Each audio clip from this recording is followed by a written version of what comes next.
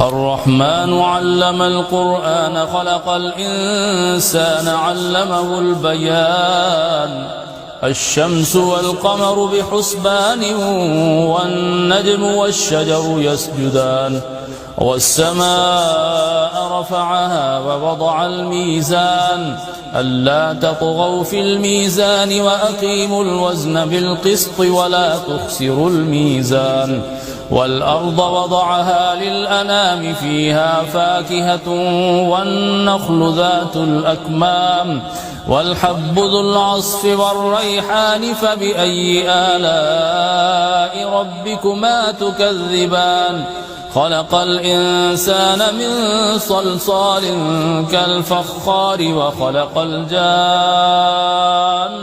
من مارج من نار فبأي آلاء ربكما تكذبان رب المشرقين ورب المغربين فبأي آلاء ربكما تكذبان مرج البحرين يلتقيان بينهما برزخ لا يبغيان فبأي آلاء ربكما تكذبان يخرج منهما اللؤلؤ والمرجان فبأي آلاء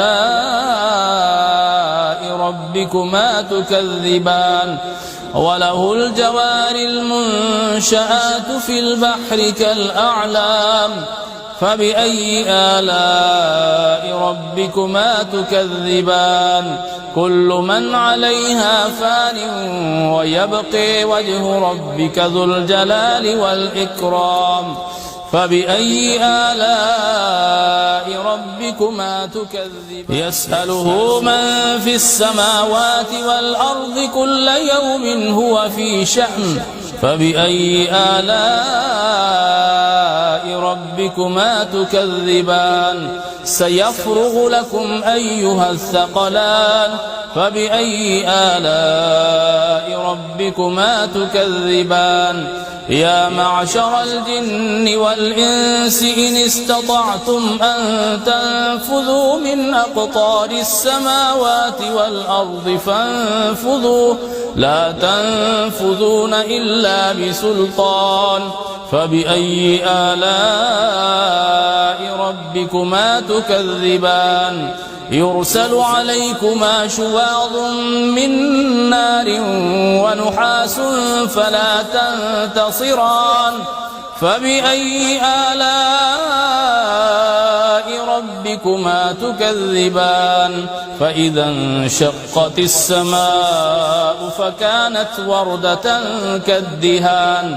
فبأي آلاء ربكما تكذبان فيومئذ لا يسأل عن ذنبه إنس ولا جان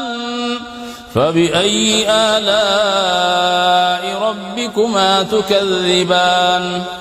يعرف المجرمون بسيميهم فيؤخذ بالنواصي والأقدام فبأي آلاء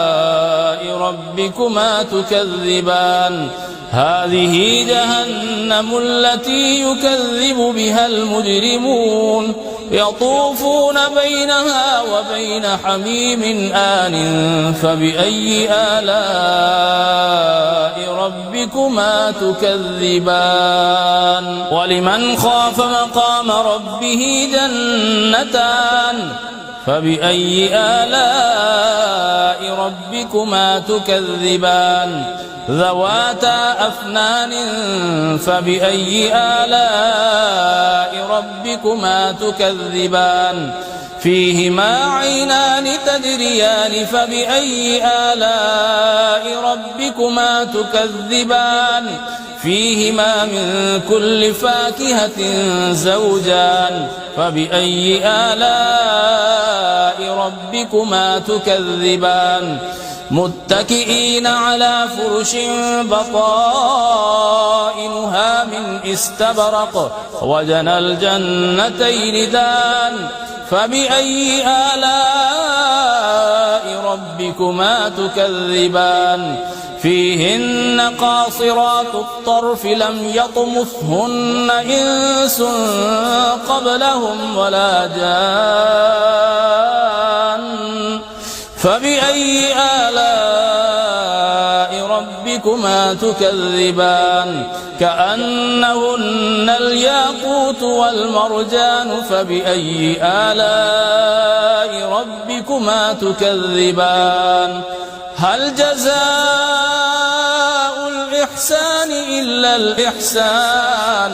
فبأي آلاء ربكما تكذبان ومن دونهما جنتان فبأي آلاء ربكما تكذبان مدهامتان فبأي آلاء ربكما تكذبان فيهما عينان نضاختان فبأي آلاء ربكما تكذبان فيهما فاكهة ونخل ورمان فبأي آلاء ربكما تكذبان فيهن خيرات حسان فبأي آلاء ربكما تكذبان حور مقصورات في الخيام فبأي آلاء ربكما تكذبان لم يطمثهن إنس قبلهم ولا جان فبأي آلاء ربكما تكذبان متكئين على رفرف خضر وعبقري حسان فبأي آلاء ربكما تكذبان تبارك اسم ربك ذي الجلال والإكرام